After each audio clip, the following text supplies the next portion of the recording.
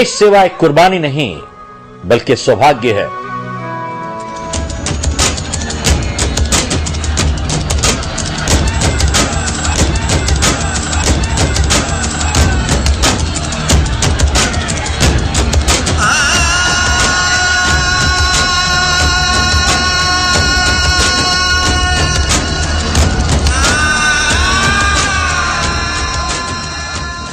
क्या हम आने वाले 50 साल वैसे ही गुजारना चाहते हैं जैसे पिछले 50 साल गुजारे थे? एक बुजुर्ग आदमी आम के पौधे लगा रहा था, तो रास्ते में जाते हुए किसी ने उनसे पूछा, बाबा अपनी उम्र देखी है, क्या आप जिंदा रहोगे आम के पेड़ देखने तक? तो उन्होंने जवाब दिया कि जितने पेड़ लगे हुए हैं जिन्होंने मुझे फल और छाया दी है, क्या उन सबको मैंने लगाया था? मेरे पीछे और भी लोग आ रहे हैं।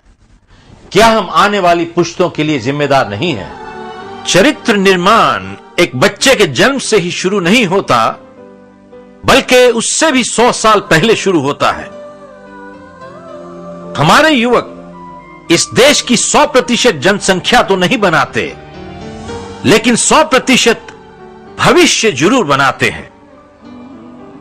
हेलन केलर से किसी ने पूछा कि ना देख सकने से बुरा क्या हो सकता है, तो उन्होंने जवाब दिया, देख सकना और ना देखना उससे भी बुरा हो सकता है।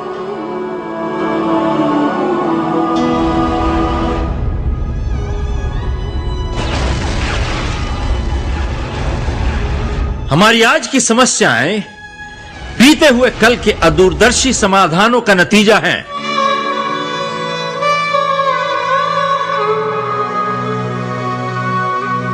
कुछ लोग कहते हैं हमारी डेमोक्रेसी अपने बचपन में है, उसे उभरने में अभी टाइम लगेगा। अक्सर लोग कहते हैं यह शुरुआत की तकलीफें हैं, पर दुख की बात तो यह है यह तकलीफों की शुरुआत है। अगर किसी को बचपन में ही कैंसर हो जाए तो वह जवानी की सुबह कभी देख ही नहीं सकता। कुछ लोग ऐसे हैं जो झूठी तारीफ सुनकर बर्बाद होना पसंद करेंगे, बजाय सच्ची निंदा से लाभ उठाने के। क्या आप जानते हैं कि भारत में 1/3 जनता गरीबी रेखा से नीचे रहती है? लगभग 70% भारतीयों को जन सुविधाएं उपलब्ध नहीं हैं।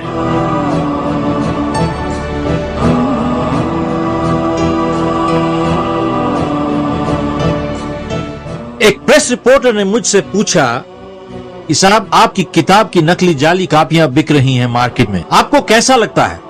मैंने अखबार से एक कागज निकाल के दिखाया उन्हें, जिसमें लिखा था कि हिंदुस्तान में हर साल 4000 करोड़ की नकली दवाइयां बिकती हैं। मेरी तो सिर्फ रॉयल्टी ही जा रही है, लेकिन जो नकली दवाइयां खाते हैं उनकी तो जान जा रही है। और किसी दवाई के पैकेट के ऊपर ये वार्निंग नहीं लिखी होती कि उसे किसी पुलिस ऑफिसर को मत बेचिएगा, या जज को मत बेचिएगा, या वकील को मत बेचिएगा, या पॉलिटिशियन को मत बेचिएगा, या उनके बच्चों को मत बेचिएगा। वो भी खाएंगे, उनके बच्चे भी खाएंगे और मरेंगे। आप कहेंगे उसे एक्सीडेंट, मैं कहूंगा मर्डर। कंट्री फर्स्ट का उद्देश्य है अच्छे लोगों और अच्छे कानून द्वारा अच्छा शासन। इसका सपना है हर भारतीय के लिए इज्जत और प्रतिष्ठा से जीना, जो कि उनका जन्म सिद्ध अधिकार है। इसका मिशन है शिक्षा और न्याय के द्वारा आजादी। आजादी किसे कहते हैं? जब एक सच्चा नागरिक कानूनी रास्ता इख्तियार करके अपने लिए, अपने परिवार के लिए और समाज के लिए खुशी और खुशहाली ला सके। क्या हमें ऐसी आजादी हासिल है? शिक्षा क्यों? शिक्षित इंसान सही और गलत में फर्क बता सकता है। शिक्षित इंसान को आप रास्ता दिखा सकते हैं, लेकिन उसे गुलाम नहीं बना सकते। प्रजातंत्र में जहां राष्ट्र का भविष्य वोटरों की योग्यता से ज्यादा उनकी संख्या पर निर्भर करता है। वहां पे जितने जागरूक इंसान होंगे उतने ही अच्छे फैसले लेंगे। इंसाफ किसे कहते हैं? सच्चाई को जीवन में उतारने को इंसाफ कहते हैं। लोग इंसाफ चाहते हैं, खैरात नहीं। गरीबी अपराध को इतना बढ़ावा नहीं देती है जितना अपराध गरीबी को देता है। कसूरवार को सजा ना देना इंसानियत पर अत्याचार है।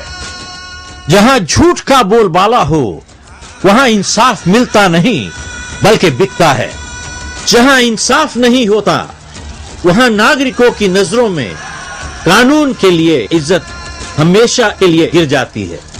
जब कोई अच्छा अफसर ईमानदारी से काम करना चाहता है, या तो ऊपर से दबाव आ जाता है और या उसकी ट्रांसफर हो जाती है। अन्यायी देश अपने विनाश को खुद दावत देता है। एक भ्रष्ट समाज कभी आजाद नहीं रह सकता। एक भ्रष्ट समाज में कानूनी काम करने के लिए गैर कानूनी रास्ता इख्तियार करना पड़ता है। 73% लोग जेलों में अपनी सुनवाई की इंतजार कर रहे हैं कई सालों से। उनमें से बहुत से बेकसूर भी होंगे। आप और हम भी वहां हो सकते थे। अगर होते तो क्या हम नहीं चाहते कि कोई हमारे लिए आवाज उठाए? और अगर चाहते तो हम उनके लिए क्यों आवाज नहीं उठाते? एक देश सिर्फ नारे लगाने से महान नहीं बनता।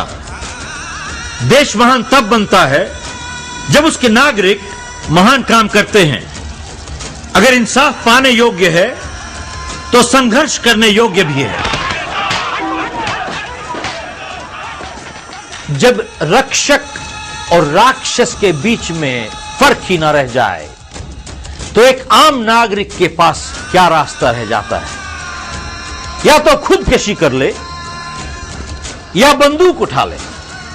खुदकशी करता है तो कायर कहलाता है, बंदूक उठाता है तो अपराधी बन जाता है। हमें अपराध में भागीदार होने में और अपराध के शिकार बनने में फर्क डालना पड़ेगा।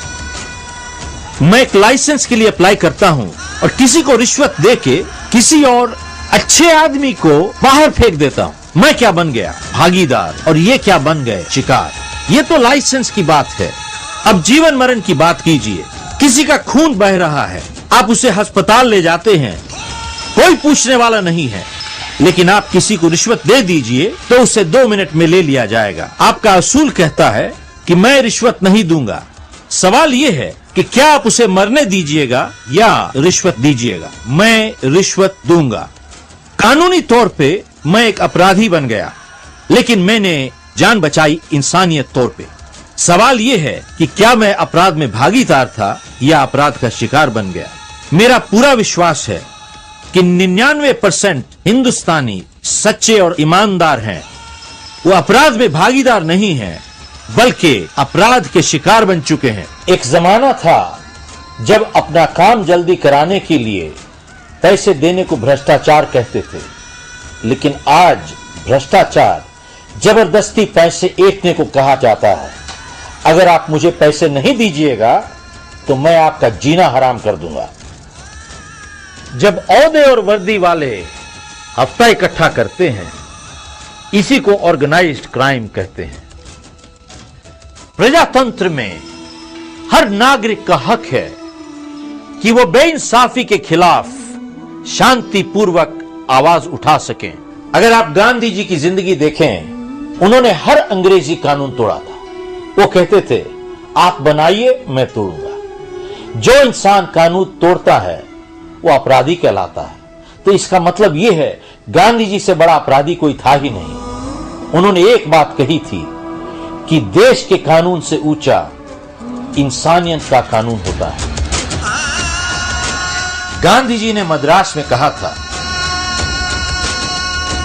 सहयोग देना हर नागरिक का तब तक एक फर्ज बनता है जब तक सरकार उनके सम्मान की रक्षा करती है, और असहयोग भी उतना ही फर्ज बनता है जब सरकार उनके सम्मान की हिफाजत के बजाय उसे लूटने लगती है। सवाल यह उठता है कि लोग सच्चाई की जंग में शामिल क्यों नहीं होना चाहते, क्योंकि यह असुविधाजनक है। जिस समाज में लोग सुविधाओं को असूलों से ज्यादा अहमियत देते हैं, वो समाज हमेशा गिरता चला जाता है और अपने विनाश का कारण खुद ही बन जाता है। लोग आज परेशान इसलिए नहीं हैं कि वो मोहताज हैं, परेशान इसलिए हैं कि वो आजादी की जंग खुद नहीं लड़ना चाहते बल्कि अपने पड़ोसी को लड़वाना चाहते हैं। लोग कहते हैं आज जरूरत है भगत सिंह की, हमारे घर में नहीं आए लेकिन हमारे पड़ोसी के घर में आ जाए तो ही ठीक है। सैमुअल जॉनसन ने कहा था, शैतान देशभक्ति की आड़ लेते हैं। हर 1000 शैतानों के पीछे एक देशभक्त भी हुआ है। गांधी जी भी हुए हैं, नेताजी भी हुए हैं, सरदार पटेल भी हुए हैं और भगत सिंह भी हुए हैं। अवसरवादी कहते हैं हमसे जो थोड़ा बहुत बन पाएगा हम करेंगे। ये सिर्फ जवानी जमा खर्च है, इरादा नहीं। इरादे और इच्छा में बहुत फर्क होता है। इच्छा का सौदा हो सकता है, इरादे का सौदा नहीं होता। और जब भी दबाव पड़ता है जिंदगी में, इच्छा कमजोर पड़ जाती है और इरादा और मजबूत हो जाता है। जिम्मेदार नागरिक कहते हैं जो देश को चाहिए वो ही हम करेंगे। एक और नस्ल है बरसाती देशभक्तों की। मौका परस्त लोगों के लिए देशभक्ति एक फैशन है। कमजोर इंसान कभी सच्चाई का साथ नहीं दे सकता और कायर इंसान कभी उसूलों को निभा नहीं सकता। जनता की बुजदिली उनके देश के पतन का कारण खुद ही बन जाती है। अगर हर सिपाही ये कहे मेरा परिवार है, मेरी घरेलू जिम्मेदारियां हैं, मैं अकेला इंसान हूं, क्या कर सकता हूं, तो क्या हमें आजादी मिलती? क्या वो अनाथ होते हैं जो देश के लिए शहीद होते हैं? धर्म युद्ध में कभी समझौता नहीं होता। एक सिपाही ने कहा था कि जब आप घर जाएंगे तो अपने परिवार से कहिएगा कि आपके आने वाले कल के लिए हमने अपने आज को कुर्बान कर दिया। कैसी कमाल की बात है। स्वार्थ के लिए एक गद्दार कुछ भी कर सकता है, और देखिए मजे की बात, देश के लिए एक सिपाही भी कुछ भी कर सकता है। काश एक ऐसा कानून होता कि गद्दारों को कभी देश के पवित्र झंडे को हाथ लगाने की इजाजत नहीं होनी चाहिए, और न ही किसी गद्दार का खून किसी सिपाही की जान बचाने के लिए इस्तेमाल किया जाना चाहिए। हमारी समाज को 3 चीजों ने बहुत नुकसान पहुंचाया है। एक, ईर्ष्या और द्वेष। ईर्ष्या द्वेष किसे कहते हैं? लोग अपने दुख से इतना तंग नहीं हैं जितना दूसरे के सुख से तंग हैं। लोग अपने आप को उठाना नहीं चाहते बल्कि दूसरे को गिराना चाहते हैं। जिनमें ईर्ष्या होती है, ऐसे लोग छुप के नुकसान पहुंचाते हैं और फिर सामने आके सहानुभूति जताते हैं। दूसरी चीज, भाग्यवादी नजरिया। अक्सर सुनते हैं समय से पहले भाग्य से ज्यादा कुछ नहीं मिल सकता। जो भाग्य में लिखा है तो रोक नहीं सकता, और अगर नहीं लिखा तो आप चाहे जो मर्जी कर लीजिए, आपको मिल नहीं सकता। जब हम इस दुनिया में आते हैं, मस्तिष्क पे सभी कुछ लिखा के लाते हैं। हम क्या हैं? हम तो सिर्फ एक कठपुतली हैं। जो लोग ऐसी बातें करते हैं, अखबार में वैसे लोग इश्तिहार भी देते हैं। निराशा को आशा में बदल लीजिए। आपको तकलीफ हो रही है, घर में झगड़ा हो रहा है, प्रमोशन नहीं मिल रही है, आप जिंदगी बदलना चाहते हैं, 151 रुपए भेजिए और 24 घंटे में रिजल्ट लीजिए। भाग्यवादी लोग जिंदगी में कुछ करके नहीं जाते बल्कि कुछ होने का इंतजार करते हैं। जिसने जिंदगी में कुछ करना है वो हर हाल में करके चला जाता है, और जिसने कुछ नहीं करना उसे आप सब कुछ दे दीजिए, वो फिर भी नहीं करेगा। तीसरा है अलगाववादी नजरिया। लोग कहते हैं कि जब तक मुझे तकलीफ नहीं हो रही मैं बीच में क्यों पड़ूं। अक्सर सुनते हैं प्रवचन, सांसारिक जीवन से ऊपर उठ जाओ, दुख में आपको तकलीफ नहीं होनी चाहिए, सुख में खुशी नहीं होनी चाहिए, आप सांसारिक जीवन से ऊपर उठे हुए हैं। आपके पड़ोसी पर अत्याचार और अन्याय हो रहा है और आप सांसारिक जीवन से ऊपर उठे हुए हैं। ये कैसी जिंदगी है? ये तीनों व्यवहार हीन भावना का नतीजा है। अक्सर सुनते हैं गुस्सा एक कमजोरी है। आप देखिए दुनिया में आज तक कहीं पर भी कोई बदलाव आया है तभी आया है जब किसी को गुस्सा चढ़ा है। जब अंग्रेजों ने गांधी जी को उठा के कंपार्टमेंट से बाहर फेंक दिया, गांधी जी को इतना बुरा लगा, उन्होंने कहा आपने मुझे इस कंपार्टमेंट से बाहर फेंका है, मैं आपको इस देश से उखाड़ के बाहर फेंक दूंगा। क्या किया उन्होंने? उस गुस्से को एक संकल्प में बदल दिया और उनकी सबसे बड़ी कमजोरी उनकी सबसे बड़ी शक्ति बन गई। अगर आपके पड़ोसी पर अत्याचार और अन्याय हो रहा है और आपको नींद आ जाती है तो अगला नंबर आपका है। अक्सर सुनते हैं पॉलिटिक्स एक बहुत गंदी गेम है। खेल कोई गंदी नहीं होती, सिर्फ खिलाड़ी ही गंदे होते हैं। लोग कहते हैं कि मैं सोशल वर्क करना चाहता हूं। आप सोशल वर्क और पॉलिटिक्स को अलग कैसे कर सकते हैं? जो सांस हम लेते हैं ये पॉलिटिक्स का नतीजा है, जो पानी हम पीते हैं ये पॉलिटिक्स का नतीजा है, जो दवाई हम खाते हैं ये पॉलिटिक्स का नतीजा है, जो बच्चे हमारी शिक्षा हासिल करते हैं ये पॉलिटिक्स का नतीजा है। हम इन दोनों को अलग कैसे कर सकते हैं? हर तरह की सामाजिक सेवा इज्जत की हकदार होती है। कई संस्थाएं हार्ट अटैक मरीजों के लिए एम्बुलेंस चलाती हैं, लेकिन जो लोग दूसरों को हार्ट अटैक दे रहे हैं उन्हें कौन रोक रहा है? बहुत सी संस्थाएं ब्लड डोनेशन कैंप्स लगाती हैं, लेकिन जो लोग दूसरों का खून चूस रहे हैं उन्हें कौन रोक रहा है? अगर हम इज्जत और प्रतिष्ठा से जीना चाहते हैं तो हमें 3 चीज करने की जरूरत है। 1, देश का हर नागरिक सिपाही बनने को तैयार होना चाहिए। एक सिपाही सिर्फ अपने आप को कुर्बान होने के लिए नहीं पैदा करता, बल्कि जो देश को बर्बाद करते हैं उनको भी रोकता है। और दूसरा, अगर बेइंसाफी की वजह से एक सच्चा नागरिक जेल जाता है तो पूरे देश को जेल जाने के लिए तैयार होना चाहिए। तीसरी चीज, हमें इस देश से उन गद्दारों की नस्ल को उखाड़ के फेंकना है जो अपने स्वार्थ के लिए देश को बेचने के लिए तैयार है।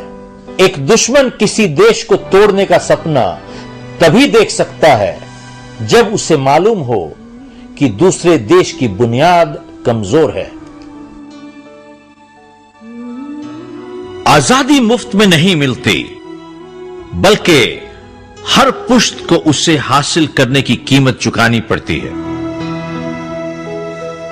इस देश को आज तक बाहर के दुश्मन ने कभी बर्बाद नहीं किया। जब भी किया है तो हमारे अपने देश के गद्दारों ने ही किया है। अक्सर सुनते हैं कि पावर लोगों को भ्रष्ट बना देती है। इसमें सच्चाई नहीं है। पावर ना तो किसी को भ्रष्ट बनाती है और ना ही किसी को नम्र बनाती है। पावर जो पहले से छुपा हुआ था, जो बीज, उसे उभार के ऊपर ले आती है। कई लोग औहदे और पोजीशन से पावर हासिल करते हैं। औहदा और पोजीशन अगर चला जाए तो पावर भी चली जाती है। औहदा और खिताब पावर देते हैं। IAS, IPS, MD, CEO, minister. Positions लोगों को अथॉरिटी देती है और अथॉरिटी पावर देती है, लेकिन सिर्फ अच्छे व्यवहार से ही इज्जत मिलती है।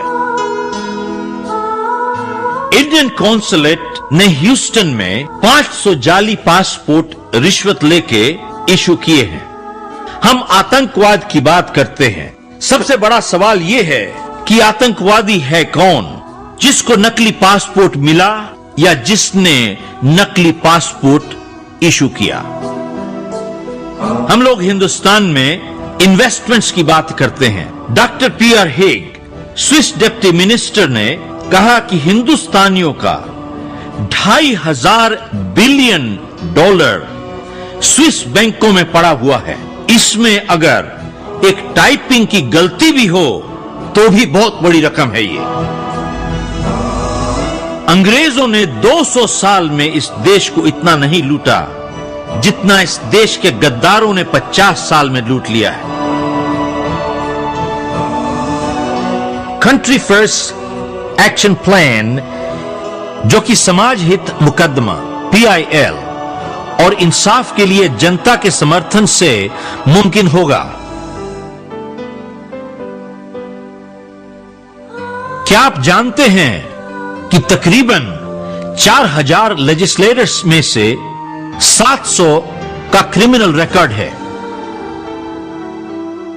एक समाज खतरे में पड़ जाता है जब आदेश देने का अधिकार उन्हें दिया जाए जिन्होंने खुद कभी आज्ञा का पालन करना सीखा ही ना हो। जिन्हें हम अपने बच्चों का गार्डियन बनाने को तैयार नहीं हैं, उन्हें हम देश का गार्डियन क्यों बना देते हैं?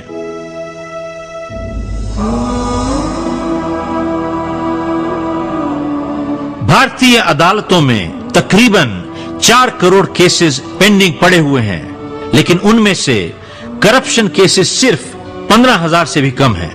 करप्शन केसेस को प्राथमिकता देनी चाहिए। उनकी रोजाना सुनवाई होकर उनका फैसला होना चाहिए, जैसा कि आर्थर एंडरसन केस की अमेरिका में सुनवाई हुई। उससे सिस्टम में सुधार आएगा।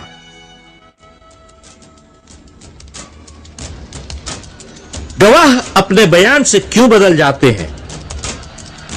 गवाहों को सुरक्षा देने का प्लान हो जिससे गवाह अपनी गवाही न बदल सकें। ऐसे प्रोग्राम विदेशों में बहुत सफलता से चल रहे हैं, हिंदुस्तान में क्यों नहीं? अगर आपकी मां को कैंसर हो तो क्या आप उसे मरने दीजिएगा? हमारी भारत माता को करप्शन का कैंसर है। हम किस चीज की इंतजार कर रहे हैं? एक बेहतर भारत के लिए समाधान, एक, हर नागरिक को इलेक्ट करने के हक के साथ रिजेक्ट करने का हक भी होना चाहिए। 2, गवाहों को सुरक्षा देने का प्लान हो जिससे गवाह अपनी गवाही न बदल सकें और इंसाफ का मजाक न उड़ सके। और 3, भ्रष्टाचार संबंधित मामलों की रोजाना सुनवाई होनी चाहिए। ऐसा करने से समाज में सुधार आएगा। कंट्री फर्स्ट का दीर्घकालीन लक्ष्य है 3 लक्ष्यों को कानून का रूप दिया जाए और अमल में लाया जाए ताकि नागरिक इज्जत और प्रतिष्ठा से जी सकें। हमें अपने आप को बंगाली, गुजराती, मद्रासी, पंजाबी की बजाय हिंदुस्तानी समझना है। संघर्ष और तकलीफ के लिए तैयार रहें। आजादी कभी मिलती नहीं है बल्कि हमेशा हासिल करनी पड़ती है। अटल बने, दोगलापन छोड़ें, एक अच्छे नेता या अच्छी पार्टी को पूरा सहयोग दें, एक को दूसरे के साथ लड़ाने का खेल बंद किया जाए। मेड इन इंडिया के लेबल को गर्व और प्रतिष्ठा दें। आप ये वीडियो ले सकते हैं स्कूलों, कॉलेजों में, अस्पतालों में, ऑफिसेज में, फैक्ट्रियों में, रोटरी क्लब में, लायंस में, जूनियर चेंबर में, association, chamber of commerce, industry में ले जा सकते हैं, दिखा सकते हैं और जागृति पैदा कर सकते हैं। अपने पांव पर खड़े होने की भी कीमत चुकानी पड़ती है और अपने घुटनों को टेक कर भी जीने की कीमत चुकानी पड़ती है। फैसला आपका। हर प्रोफेशनल, चाहे पुलिस वाला हो, जज हो, वकील हो, सच्चाई और ईमानदारी की शपथ लेता है। क्या हम उस शपथ से जी रहे हैं? और अगर जी रहे हैं तो आने वाली पीढ़ियां हम पे गर्व करेंगी। और अगर नहीं जी रहे तो सवाल यह है, क्या हम तब झूठ बोल रहे थे या अब झूठ बोल रहे हैं? अगर आप 200 साल इंतजार करना चाहते हैं, आप ही को मुबारक। मैं नहीं करना चाहता। या तो देश बदल जाएगा या मैं बदल जाऊंगा, और अब मैं बदलने को तैयार नहीं हूं। अब देश को ही बदलना पड़ेगा। अगर देश वाली बात है तो सब हम सबसे आगे हैं। मातरम Vande Mataram Vande Mataram. I'm willing to die for my country. मातरम वंदे मातरम वंदे मातरम वंदे मातरम। पूरे दुनिया के अंदर हमारे मुल्क का नाम होगा। Vande Mataram Vande Mataram Vande Mataram. If you want to live with respect, then learn to fight for justice. मैं अकेला देश के लिए खड़ा हूँ। I like to stay in India. और आगे बढ़ेगा। सुजलाम सुफलाम मलयज शिवलाम शस्य श्यामलाम मातरम वंदे। I would love to change for my country. हम ये शपथ लेते हैं कि देश के लिए लड़ेंगे और देश के लिए मरेंगे। Yes, I'm proud to be an Indian. देश के लिए जान भी हाजिर है। वंदे मातरम वंदे मातरम वंदे मातरम वंदे मातरम। हम अपने शहीदों का खून बर्बाद नहीं होने देंगे। This is my country. I am responsible to my country and I owe it to my country. अगर हम बदल जाएंगे तो देश अपने आप बदल जाएगा। वंदे मातरम वंदे मातरम वंदे मातरम। मैं देश के लिए जरूर खड़ा I'll stand alone for my country. Well, I'm proud to be an Indian and I love to stay. It's a beautiful country. देश का भविष्य काफी उज्जवल है। But if somebody is there to lead the country for a change, I'll definitely support him and will also help generate support for that person.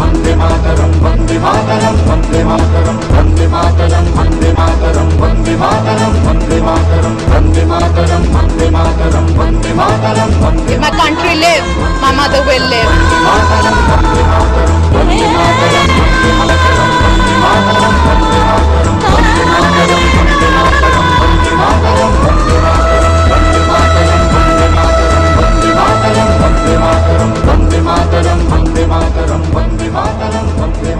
हम एक ऐसी आजादी बनाएंगे जब हर एक नागरिक इज्जत और प्रतिष्ठा से जी सकेगा।